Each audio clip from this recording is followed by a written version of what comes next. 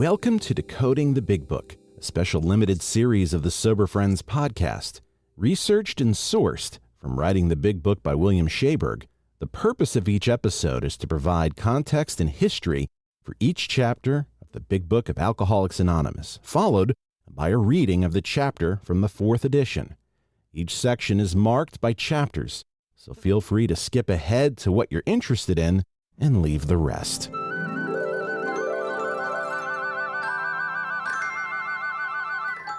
Bill was determined to make a clear case that self-knowledge and willpower alone would not stop an alcoholic from taking the first drink, regardless of how strong their will or resolve may be. He wanted to illustrate that alcoholism is a permanent condition and that one must turn to a higher power to overcome it.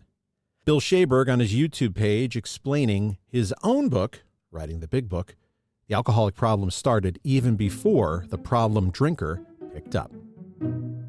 Bill had been crystal clear, and there is a solution, that the alcoholic's problem existed long before they picked up the first drink. A real alcoholic has no defense against the first drink. Any careful reading of the first 164 pages of the Big Book reveal at least 77 clear references to this diagnosis that Bill offers of the alcoholic's problem. It's the insanity of picking up the first drink.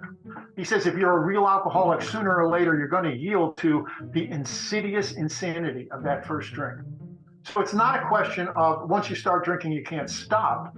The real problem Wilson puts his finger on for the very first time that I know of in history, talking about the problem of an alcoholic, is that when you got no booze in your body whatsoever, you have no defense. Sooner or later, you're going to pick up the first drink, which makes no sense whatsoever, but you're going to do it if you're a real alcoholic.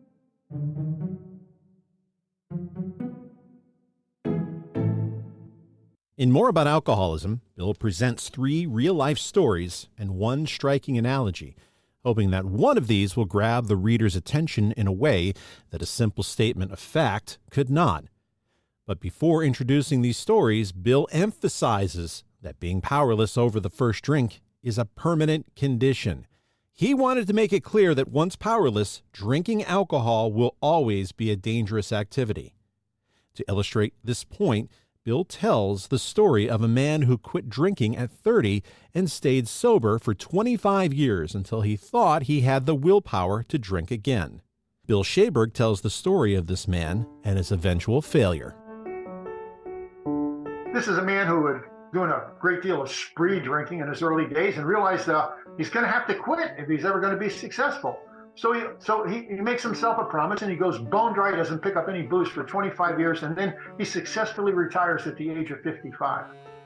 But once he starts drinking again, he just can't seem to stop. He can't seem to stop at all. And he's repeatedly hospitalized before dying of drink just 4 years later. Alcohol kills him within 4 years later. The man quickly fell apart and died within 4 years, proving Bill's theory that once a drunk, always a drunk.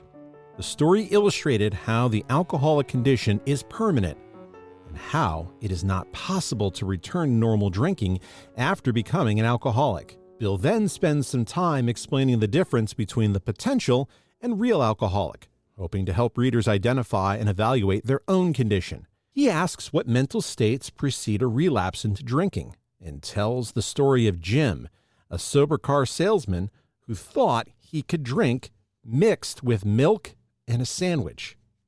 Using an absurd analogy of a jaywalker, Bill shows how insane Jim's thinking was.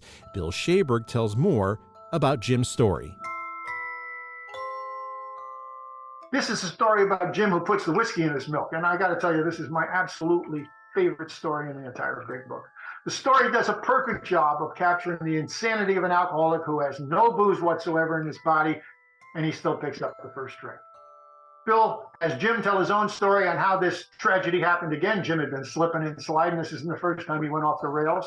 Suddenly, Jim said, the thought crossed my mind that if I were to put an ounce of whiskey in my milk, it couldn't hurt me on a full stomach. Disaster, of course, followed, and Jim ended up making one more trip to the asylum. Wilson follows this story by noting that Jim had much knowledge of himself as an alcoholic, so that didn't work. Self-knowledge is not the key or the solution. And yet he succumbed Although he had all this knowledge, he succumbed to the foolish idea that he could take whiskey if only he mixed it with milk. Bill says, behavior like this, we can only call this what? Plain insanity. Plain insanity. The insanity of picking up the first drink. He says, if you're a real alcoholic, there will always be the same kind of curious mental phenomenon where some insanely trivial excuse will win out over sound reasoning and the insanely insufficient idea triumphs and alcoholics deliberately begin to drink again.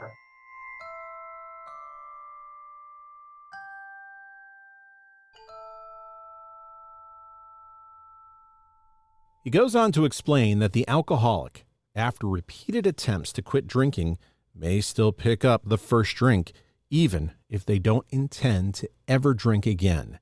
Bill spends the rest of the chapter exploring the mindset of the person before they take the first drink. He asks what sort of thinking dominates an alcoholic who repeatedly experiments with the first drink, and what are some of the mental states that precede a relapse into drinking. Bill Shaberg talks about the jaywalker. Bill shifts gears completely in this third example he's going to offer, and he gives us this really ridiculous analogy in an attempt to make his point about the insanity of picking up the first drink, and the ridiculous analogy is the jaywalker. He says, our behavior in relation to booze is as absurd and incomprehensible with respect to the first drink as that of the individual with a passion, say, for jaywalking. So here's the first drink is the problem again, right? Pay attention to that first drink. And in this story, the man continues to jaywalk despite the increasingly horrible consequences of his passion for jaywalking. At first, he's just slightly injured, then he ends up with a fractured skull, and he decides to stop. But in a few weeks, he doesn't stop, and he breaks both his legs. And things have gotten so bad, his wife divorces him, and his friends and everybody who knows him is ridiculing him. And he can't stop. He just can't stop. He just can't. He just ends up jaywalking all the time. So he checks himself into an asylum and gets some professional help. But the day he gets out of the asylum, bang, jumps in front of a trolley and he breaks his back. Such a man, Wilson says, would be crazy, wouldn't he? Crazy. Fred thought he had the goods to stay sober. How did it work out for Fred? Fred goes for a trip to Washington, D.C., a business trip. And as I crossed the threshold of the dining room, the thought came to mind that it would be nice to have a couple of cocktails with dinner. That was all. Nothing more. I ordered a cocktail in my meal. Then I ordered another cocktail. After dinner, I decided to take a walk. When I returned to the hotel, it struck me a highball would be fine before going to bed, so I stepped into the bar and had one. I remember having several more that night, shocking, and plenty next morning. I have a shadowy recollection of being in an airplane bound for New York and on finding a friendly taxicab driver at the landing field instead of my wife.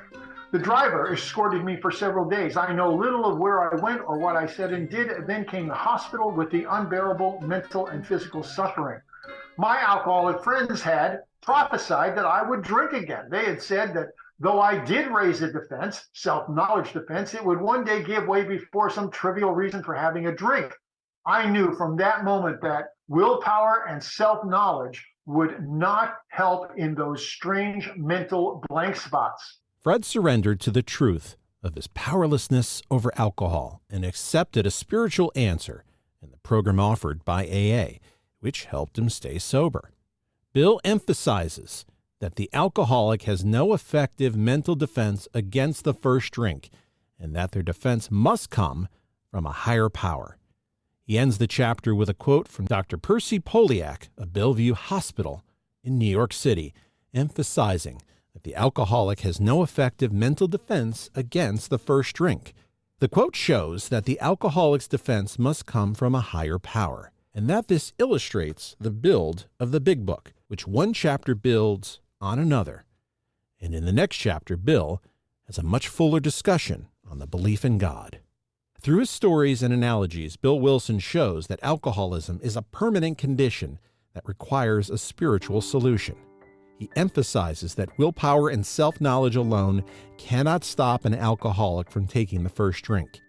He explains the mindset of the alcoholic before they take the first drink and how they are powerless over it. Bill uses examples of real-life situations to help the reader identify and evaluate their own condition, and emphasizes that the alcoholic's defense must come from a higher power. This chapter is a crucial part of the Big Book, which offers a comprehensive program for recovery from alcoholism.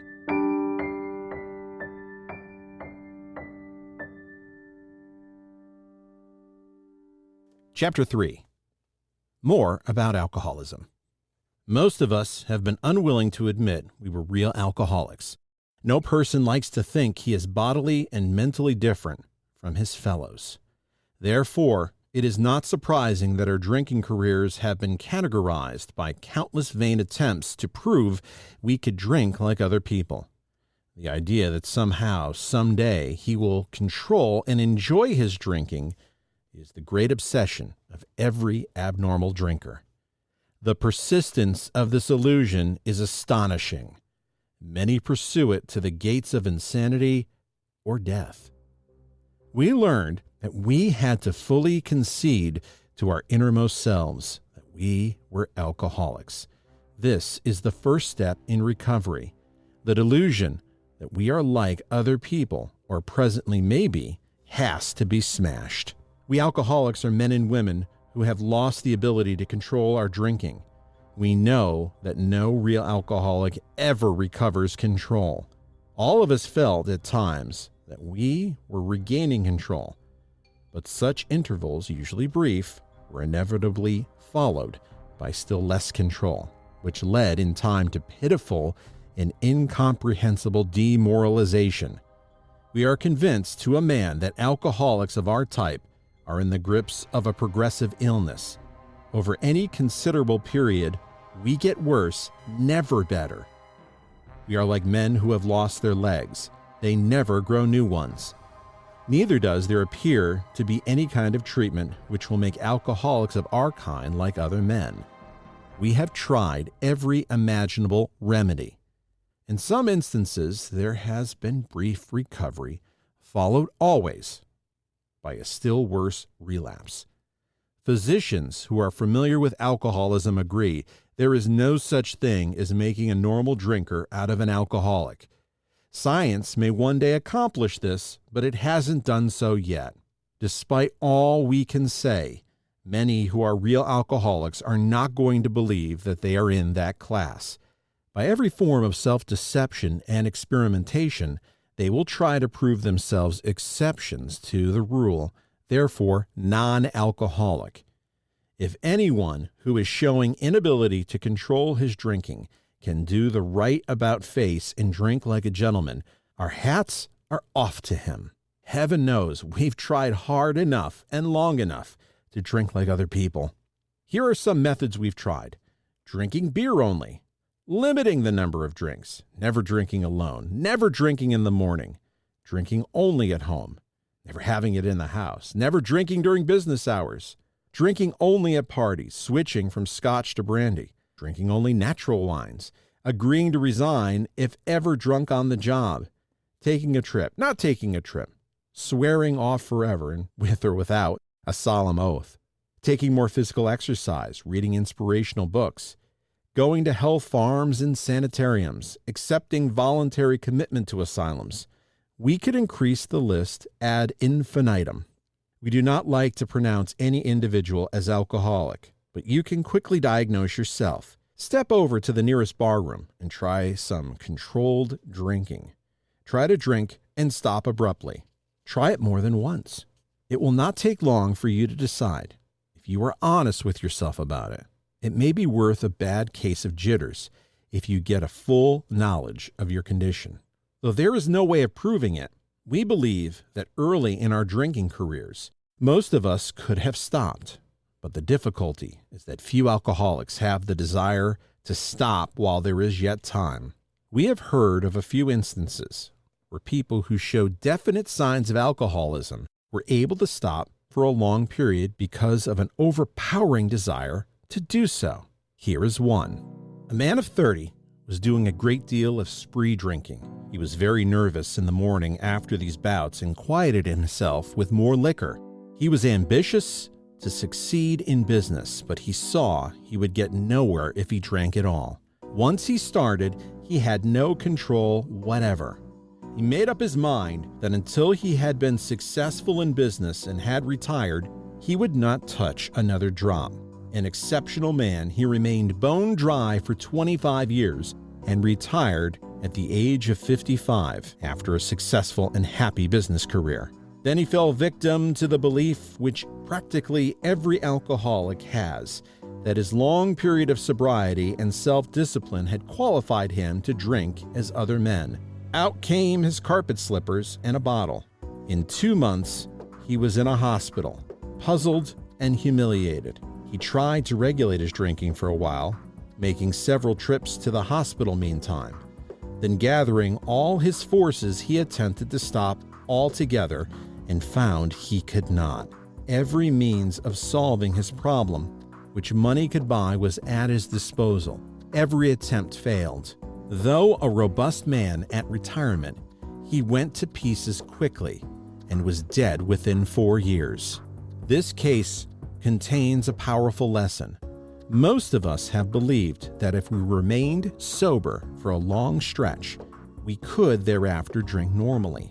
But here is a man who at 55 years found he was just where he had left off at 30. We have seen the truth demonstrated again and again. Once an alcoholic, always an alcoholic.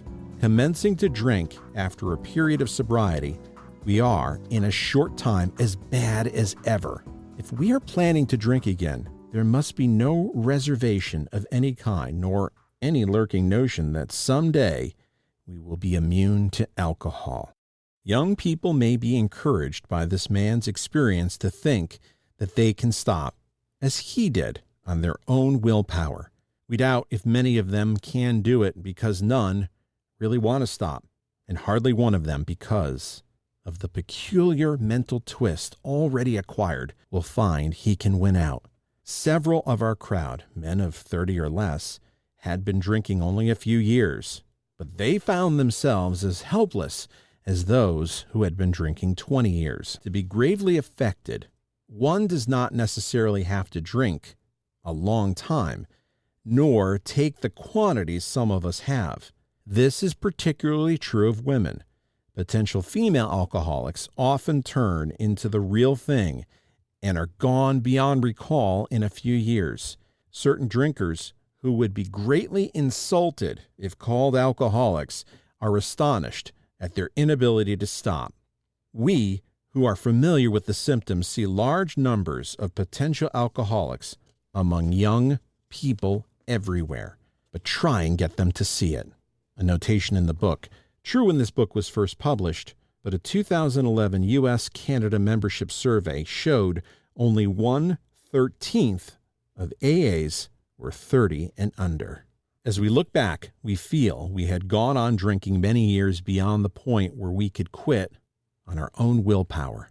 If anyone questions whether he has encountered this dangerous area, let him try leaving liquor alone for 1 year. If he is a real alcoholic and very far advanced, there is scant chance of success. In the early days of our drinking, we occasionally remained sober for 1 year or more, becoming serious drinkers later again. Though you may be able to stop for a considerable period, you may yet be a potential alcoholic.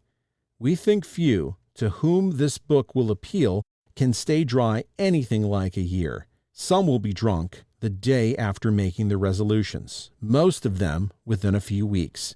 For those who are unable to drink moderately, the question is how to stop altogether.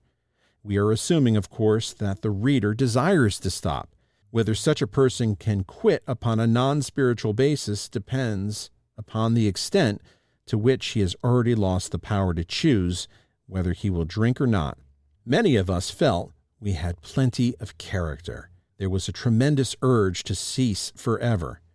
We found it impossible. This is the baffling feature of alcoholism as we know it, this utter inability to leave it alone, no matter how great the necessity or the wish. How then shall we help our readers determine to their own satisfaction whether they are one of us? The experiment of quitting for a period of time will be helpful, but we think we can render an even greater service to alcoholic sufferers and perhaps to the medical fraternity. So we shall describe some of the mental states that precede a relapse into drinking, for obviously this is the crux of the problem. What sort of thinking dominates an alcoholic who repeats time after time the desperate experiment of the first drink? Friends who have reasoned with him after a spree, which has brought him to the point of divorce or bankruptcy, are mystified when he walks directly into a saloon. Why does he? Of what is he thinking? Our first example is a friend we shall call Jim. This man has a charming wife and family. He inherited a lucrative automobile agency. He had a commendable World War record. He is a good salesman. Everybody likes him. He is an intelligent man, normal so far as we can see except for a nervous disposition. He did no drinking until he was 35. In a few years, he became so violent when intoxicated that he had to be committed.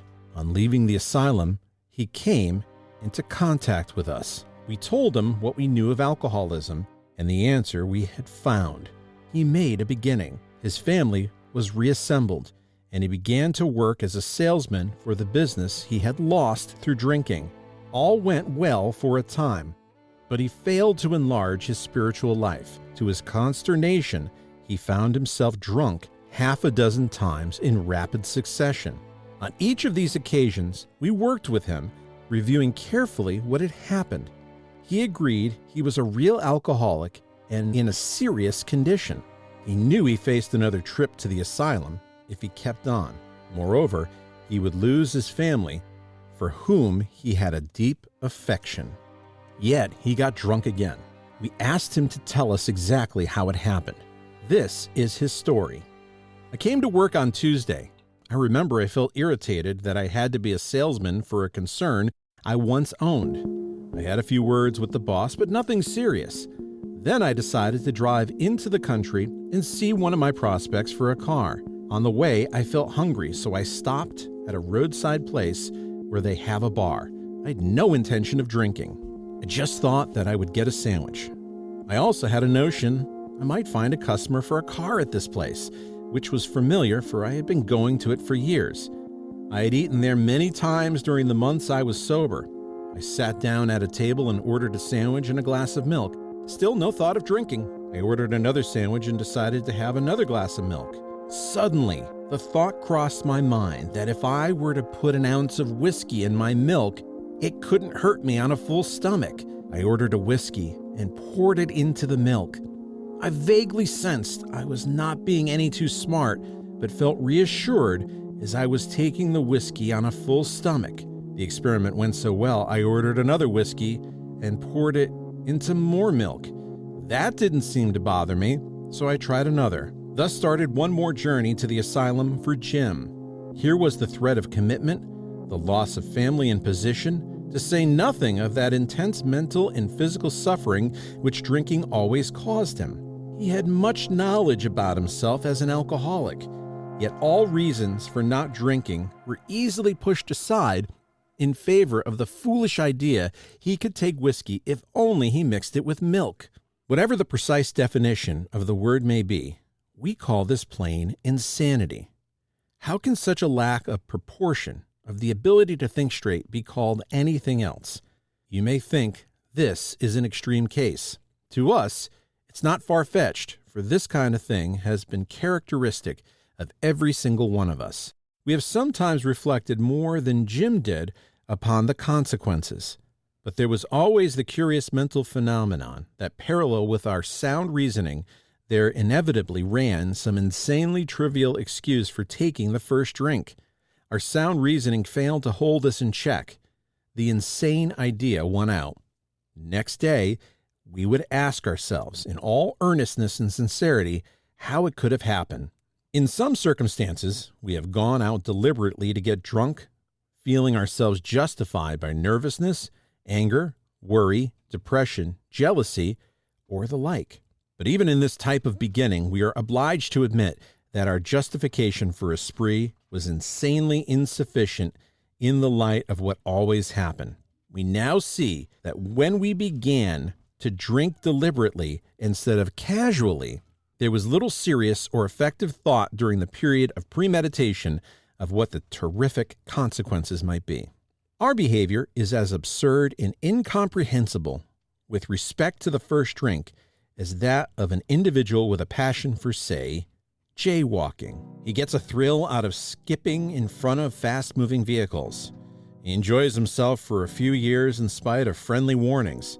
Up to this point, you would label him as a foolish chap having queer ideas of fun. Luck then deserts him, and he is slightly injured several times in succession. You would expect him, if he were normal, to cut it out. Presently, he is hit again, and this time he has a fractured skull. Within a week, he is leaving the hospital. A fast-moving trolley breaks his arm. He tells you he has decided to stop jaywalking for good, but in a few weeks, he breaks both legs. On through the years, this conduct continues, accompanied by his continual promises to be careful or to keep off the streets altogether. Finally, he can no longer work. His wife gets a divorce, and he is held up to ridicule. He tries every known means to get the jaywalking idea out of his head. He shuts himself up in an asylum, hoping to mend his ways.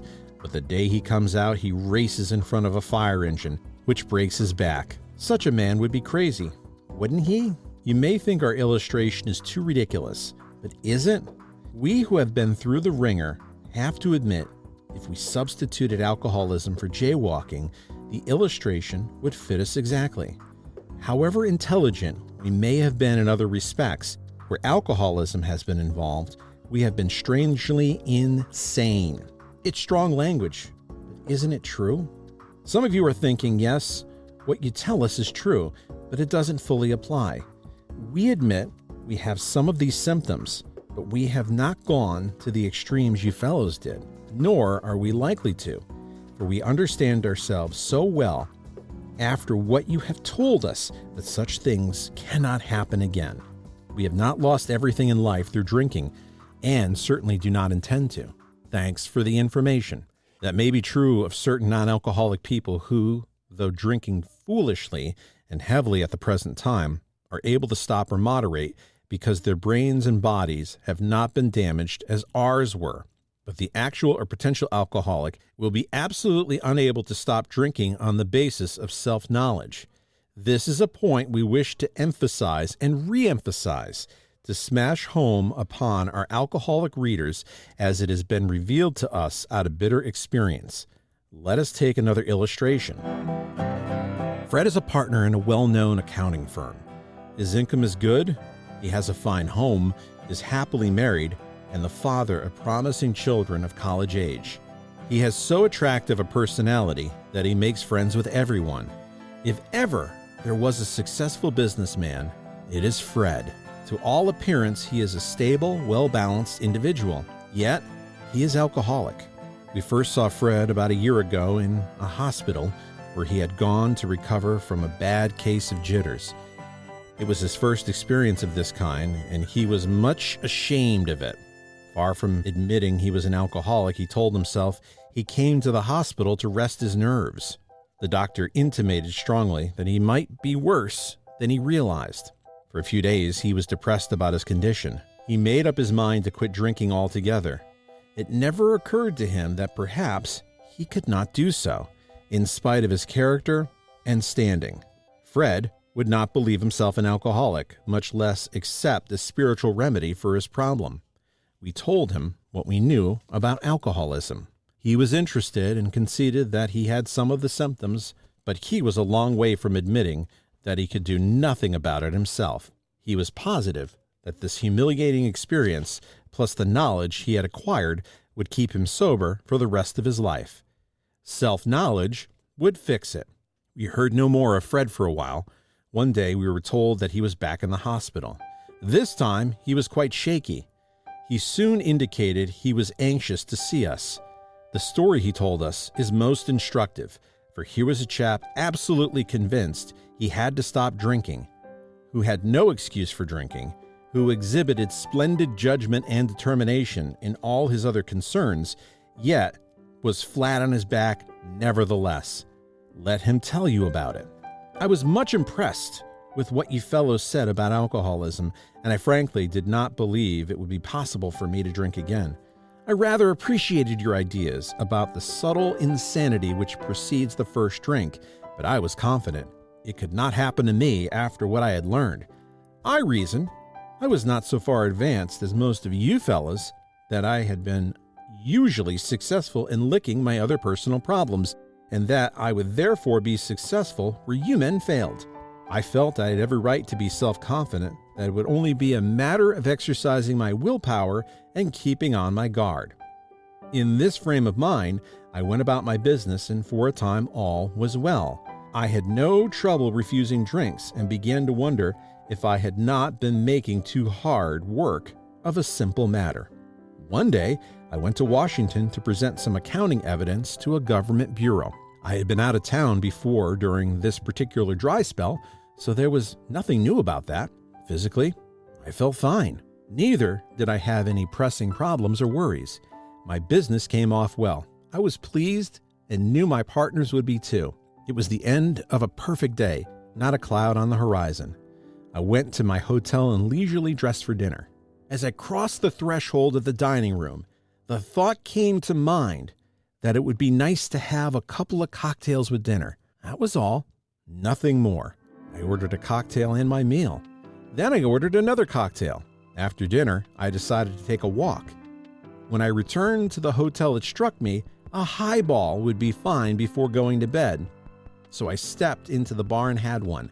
I remember having several more that night and plenty the next morning. I have a shadowy recollection of being in an airplane bound for New York and of finding a friendly taxicab driver at the landing field instead of my wife. The driver escorted me about for several days. I knew little of where I went or what I said and did. Then came the hospital with unbearable mental and physical suffering. As soon as I regained my ability to think, I went carefully over that evening in Washington. Not only had I been off guard, I had made no fight whatever against the first drink.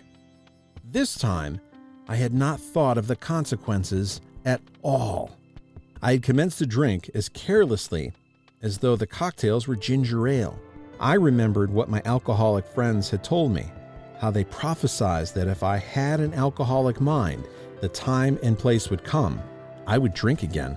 They had said that, though I did raise a defense, it would one day give way before some trivial reason for having a drink. Well, just that did happen, and more, for what I learned of alcoholism did not occur to me at all.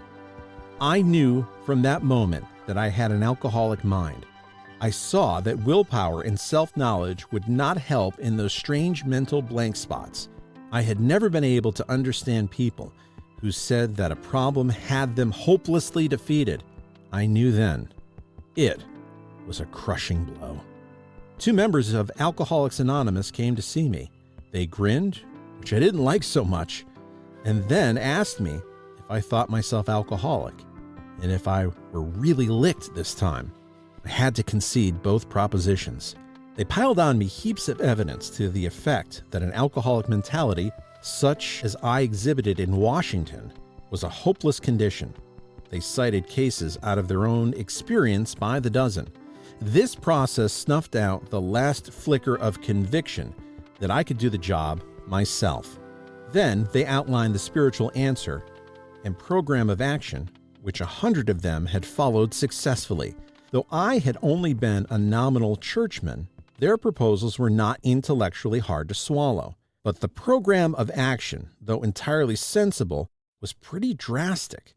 It meant I would have to throw several lifelong conceptions out the window. That was not easy. But the moment I made up my mind to go through with the process, I had the curious feeling that my alcoholic condition was relieved, as in fact it proved to be. Quite as important as the discovery that spiritual principles would solve all my problems, I have since been brought into a way of living infinitely more satisfying and, I hope, more useful than the life I lived before. My old manner of life was by no means a bad one, but I would not exchange its best moments for the worst I have now. I would not go back to it, even if I could. Fred's story speaks for itself. We hope it strikes home to thousands like him. He had felt only the first nip of the ringer. Most alcoholics have to be pretty badly mangled before they really commence to solve their problems. Many doctors and psychiatrists agree with our conclusions. One of these men, staff member of a world-renowned hospital, recently made this statement to some of us. What you say about the general hopelessness of the average alcoholic's plight is, in my opinion, correct.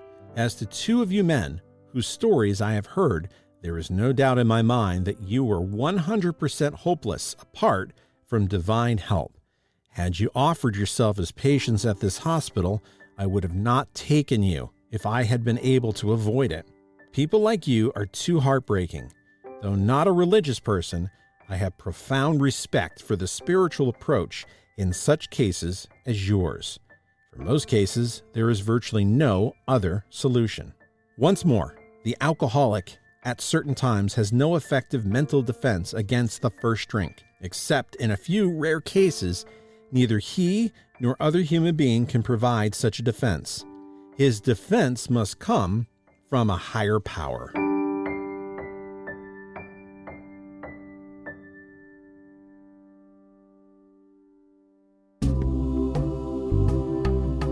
Decoding the Big Book is a special limited series of the Sober Friends podcast. It's produced, engineered, written, and narrated by me, Matt J. Source material for Decoding the Big Book is from Writing the Big Book by William Shaber. We'll include a link to this highly recommended book in the show notes. Additional sourcing comes from William Shaber's YouTube channel and the Joe and Charlie Big Book study groups.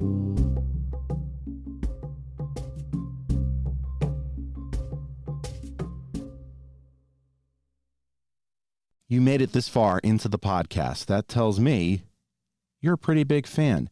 If you like what we do and you find value in the podcast, consider a donation at buymeacoffee.com/soberfriendspod. Your donation keeps us on the air to help out the new guy and helps us defray some of our costs. If you find value in our podcast, please consider a donation at buymeacoffee.com/soberfriendspod.